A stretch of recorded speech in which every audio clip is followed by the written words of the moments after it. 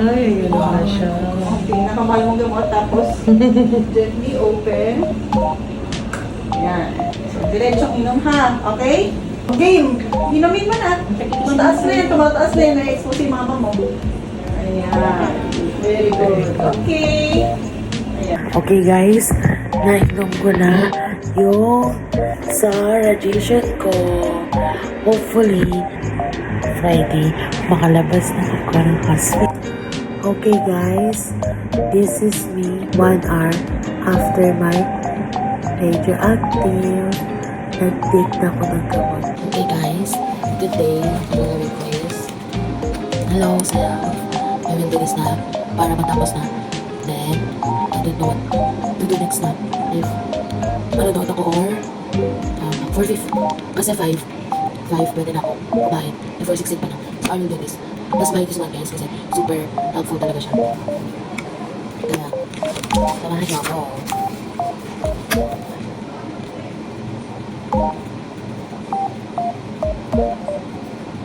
So, hi guys. Dumating na yung pagkain ko. And it's low iodine diet. Pakain na ako para makasleep na ako mamaya kasi antok na.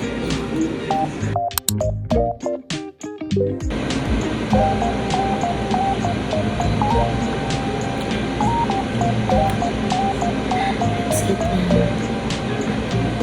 Stays muna to. Yung leche flan.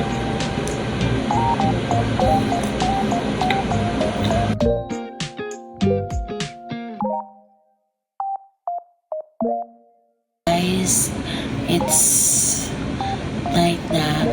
Natapos ko na rin na and na-video call ko sila Mami Mami Jeng, sila Tito, Papa kanina, Aida, sila Papa. So guys, mamaya magpapaantok na rin ako. Inom na ako ng melatonin. Nanonood ako ng basketball right now. Kasi ano sila Papa. Daan ko kayo guys. Meron pa naman akong panlasa. Baka bukas pa siguro itong mawala. So guys, nagtitake na ako ng melatonin para makasleep na ako mamaya. This one. I'll take 2 every night. Napaalam ko naman siya sa loob ko.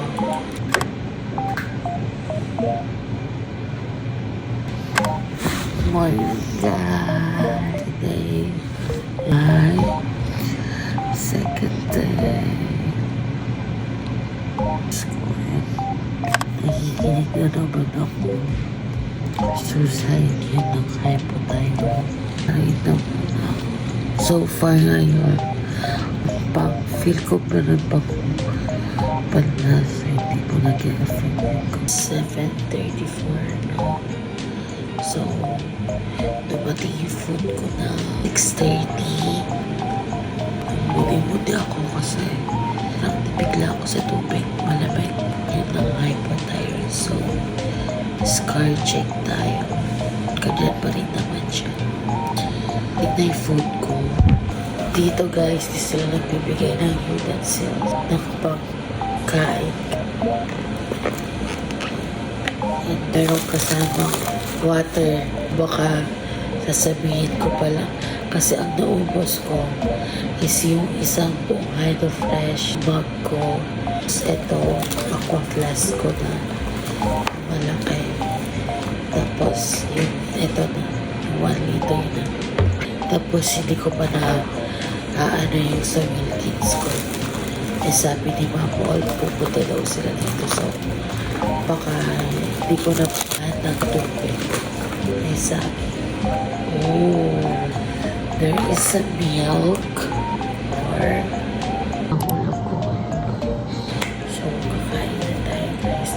Mamaya tatawagan ko si Rama kapatid para habang kumakain ako.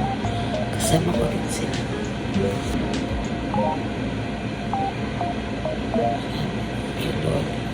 So, dito pala guys, dito ko i-cap yung tubig ko. 180.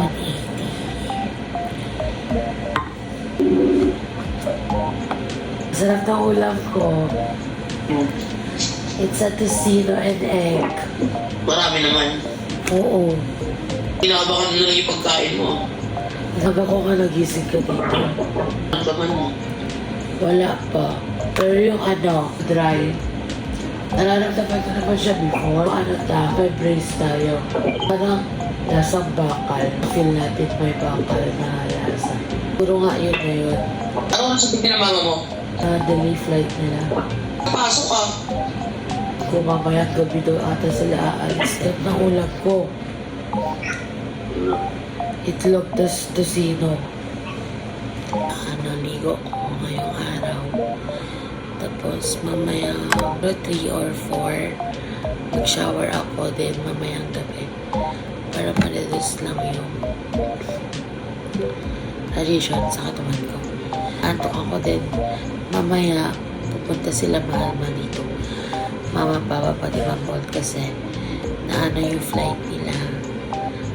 Cancel kasi may bagyo.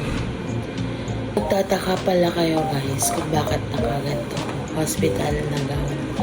Kasi kahapon naligo ako. Tapos ang naibigay sa akin is yung botones with kasi yung ang daming botones. Ang hassle kahapon sobrang lakas ng radiation sa katawan ko. So, hindi na ako nagpatulong. So, nag-t-shirt pati pajama ako. Kanina binuksan ko yung nasa bag. Nagulat ako ganito. May dress pa lang ganito.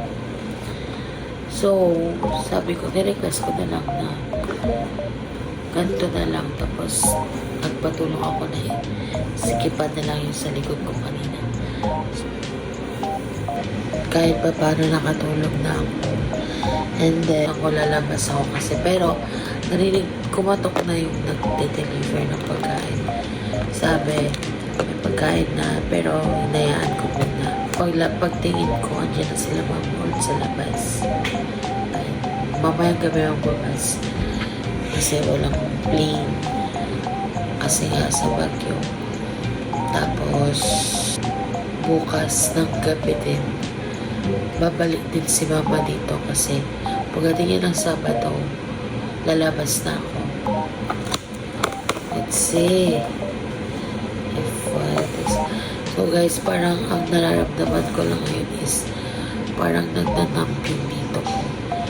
Pero sanay na ako kasi sunod-sunod yung opera ko.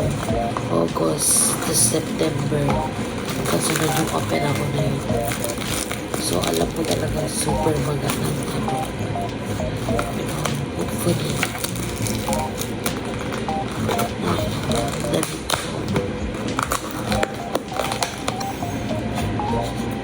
The shrimps and watermelon tapos rice. Guys, kakain na tayo pero mananalangin pa na tayo. Thank you, Lord. Salamat po. Yes!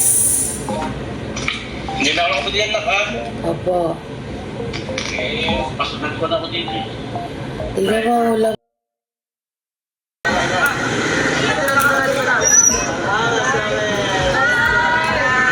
Hopefully sana hindi ko maramdaman yung lasa.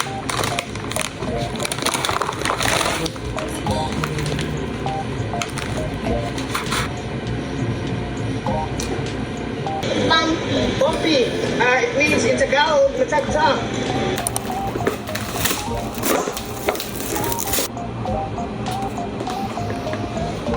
So guys, ang ulam ko ngayon is this is baka, I think baka, potato, tapos gelatin. Thank you, Lord. Medyo di rin ako makalimutan.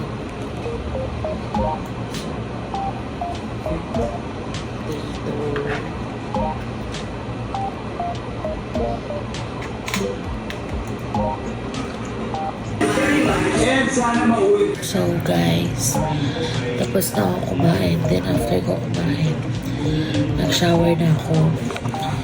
Tapos, bukas, ang gagawin ko is lalaba. Bahala na. Bukas ay second day ko and ang nafe-feel ko ngayon is next valley, then numbness. Tapos, pero sabi nito, kasama daw yung pain dito sa may left ko, which is kasama yun. Kaya nag-take na ako ng melatonin ko para makatulog na ako agad. So before ako matutulog, iinom ako ng tubig na 200 pesos na sisi. Then yun, mapapaantok na. So, ang sleep ko ngayon is ating nakataas. Kasi parang hindi ako makahinga dahil dito. So, hopefully sana bukas is meron pa rin akong palasa. So, good morning guys. Today is 8 and it's 7:30 na. Kanina, nakatok pala ako nagbibigay ng breakfast, but super antok mo talaga. Super antok talaga ako all day. Kasi yan dito. So guys, dalawa yung binigay nila sa akin na pagkain. Kasi kahapon, parang nakalimutan nila sabihin na allergy ako sa shrimps, but hindi naman siya super allergy sa mga shrimps or crabs.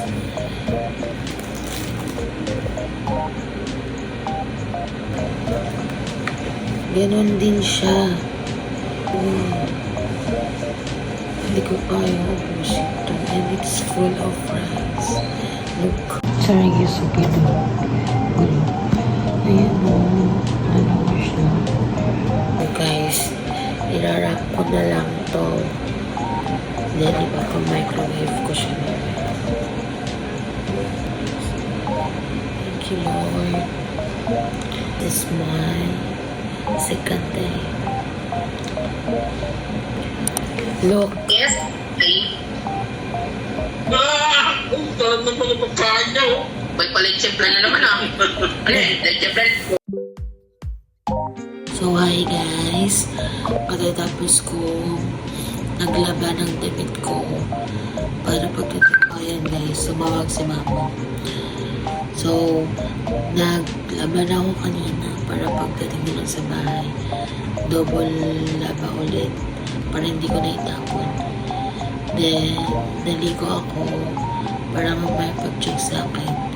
Medyo bumaba kasi kahapon 11 something. So, dapat makalahati ko ngayon. Then, bukas is lalabas na ako. So, gusto ko lang mag-rest muna. Pahinga. Kasi, kagabi, hindi ako makatulog bago ibigay yung gamot ko. Kasi, feel ko umatake yung yung allergy ko dun sa binigay na ulam ko ng tanghali, which is shrimps. So guys, pasensya nyo na yung buhok ko. Nag-gown na lang ako para hindi masyadong paano din antis. So far ngayon, medyo nag-swelling yung dito ko, which is kasama sa ano yun. Then bukas is scan ko na lang, full body scan, then labas. Hi guys! So now is magme-merienda ako kasi feel ko maano na yung palasa ko kasi pa 3 days na ako bukas.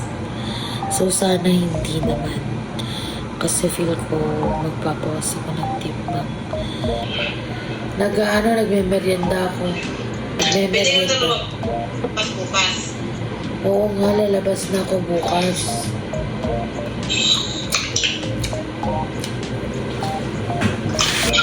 Ano sabi ni Doc? Pwede ka tulog. Safe na safe na. Taste na yun yung sa'yo. Oo. ay mababawasan pa bukas. Next naman namin tawagan ay si Lola Palamahal. Nag-alaga sa akin sa mga bata. Wala first sa mama ko. Dalawa kasi nakilaga. Lalabas na ako bukas umaga. Oh, hi guys. Kakain na ako. And feel ko ito na yung or my fried chicken. This is chicken and alabasa. My favorite one. Fried chicken.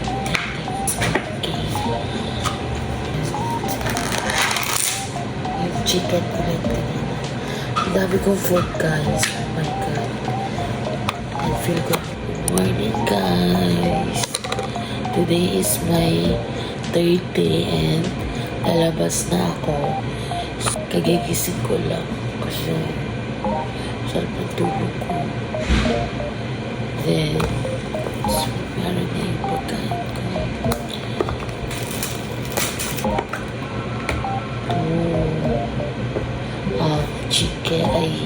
Chicken siya with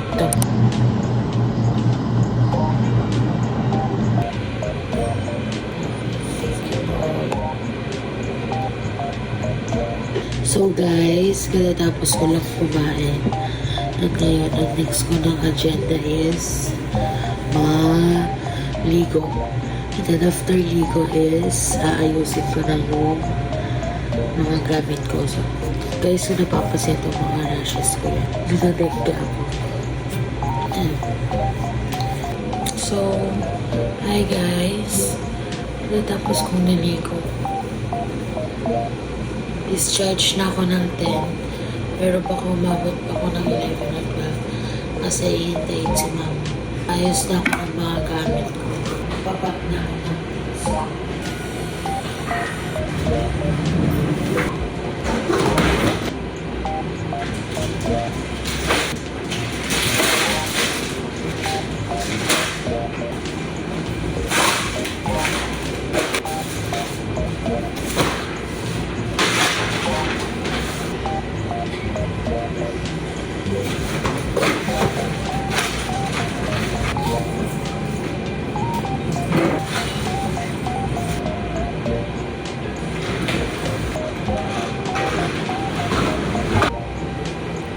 Thank you, National Kidney. Thank you, Doc Ira. Uwi na ako and mag-isolate ako ulit ng 4 days pero sa bahay mas safe na kay mama ko. So, thank you for watching guys. On to my next room tour. This is my pintuan and my cabinet for this. Ako na talaga yung gamit ko. Then here is my let's see. And I have my ref here. Even always sila pinapalitan yan guys. Then this is my study or working place. Then my couch. Ayan, hindi pa kapit. Ganito. Tapos sigaan. Yun lang, guys. So,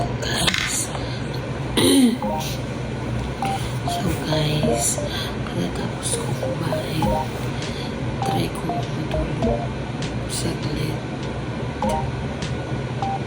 Then, ewan ko, basta antok ako ngayon. Pinaprocess at nalaman ko yung papers ko. Hopefully, before 2 or 3, makalabas na ako dito. So guys, this is it. Lalabas na talaga ako ng hospital. And all good now. Bye guys!